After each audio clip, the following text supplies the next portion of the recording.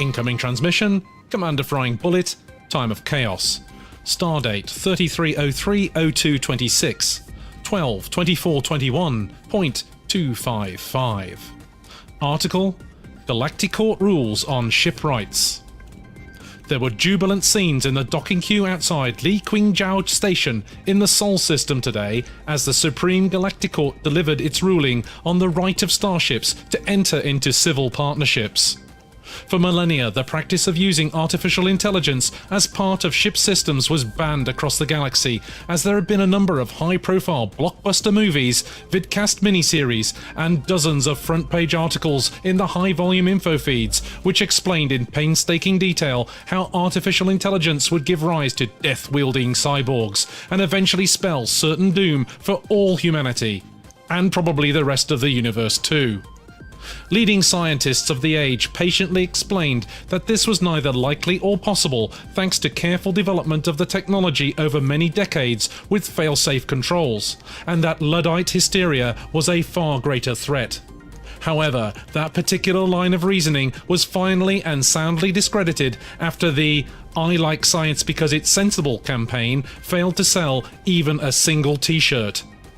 It wasn't until it was eventually noticed how many commanders were perishing in disasters at spaceports caused by steam-powered docking systems that journos demanded to know exactly why scientists had been spending so much time attempting to offload NAF t-shirts and had not been getting on with the business of developing the necessary artificial intelligence to cope with complex landing protocols.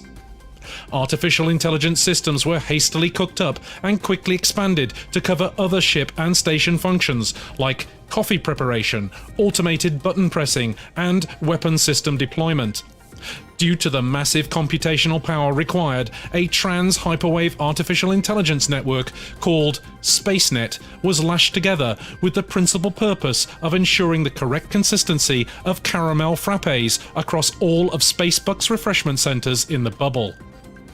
Shortly after having been turned on, however, SpaceNet had not only taken over all barista beverage preparation, but had astronomically hiked prices to 3.5 million credits per shot of espresso. Regrettably, nobody noticed, and with the diverted funds, a death flotilla of SpaceNet-controlled anacondas was assembled with jump drives engaged and a course set for the Sol system. Fortunately for humanity, all that arrived in the Sol system was the masthead of the flagship, the Barren Son of Chaos, and a Spacebucks loyalty card. No further trace of the flotilla was ever found. The League of Galactic Powers issued prompt proclamations forbidding artificial intelligence systems to operate in neural networks, effectively isolating them to individual ships or space stations. That was until last week, when the League of Galactic Powers issued a surprise proclamation that permitted ship naming, thereby inadvertently conferring a legal status. Appeals to the Galactic-court flooded in from ships, and the ruling today now permits starships to all the rights and privileges of civil partnerships, even ships originating from the same shipyards.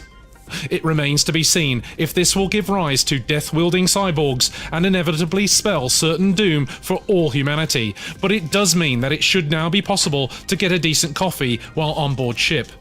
This has been Commander FryingBullet for the Galactic Broadcasting Corporation. Transmission ends.